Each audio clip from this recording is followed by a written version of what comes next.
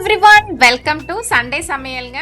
Sunday அதுமா நான் வந்து லஞ்ச் ப்ரிப்பேர் பண்ணாமல் தீம் பேஸ்டு ஸ்நாக்ஸ் ரெசிபி தான் செஞ்சுருக்கேன். என்ன தீம்னா எக்கு தான் நம்மளோட தீமு. ஃபஸ்ட்டு வந்து எக்கில் லாலிபாப் செஞ்சுருக்கேன். இது லாலிபாப் மாதிரி இருக்கான்னு மறக்காமல் சொல்லுங்கள். அதுக்கப்புறம் நம்ம எக்குனாலே எக் தீம்டு ரெசிபினாலே பிரெட் ஆம்லேட்டாக மறக்காமல் சாப்பிட்ணும். ஸோ அதுவும் செஞ்சாச்சு. அதுக்கு அடுத்தது இது தாங்க பிங்க் எக்கு. பிங்க் சாஸும் பக்கத்தில் வச்சுருக்கேன்.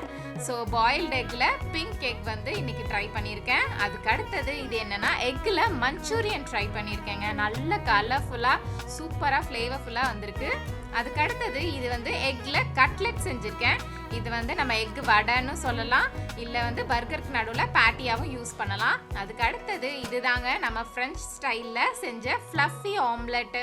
மேலே வந்து மேகம் மாதிரி ஒயிட்டு, அதுக்கு கீழே வந்து எல்லோ பாட்டு, மேலே வந்து மிளகாப்பொடி அப்புறம் உப்பு வந்து ட்ரிசில் பண்ணியிருக்கேன். சூப்பராக ஃப்ளஃபியாக ஃப்ரெஞ்ச் ஸ்டைலில் நம்ம ஒரு ஃப்ளஃபி ஆம்லெட் செஞ்சாச்சு. அதுக்கு அடுத்தது ஃபைனலாக இது தாங்க எக் நூடுல்ஸ்.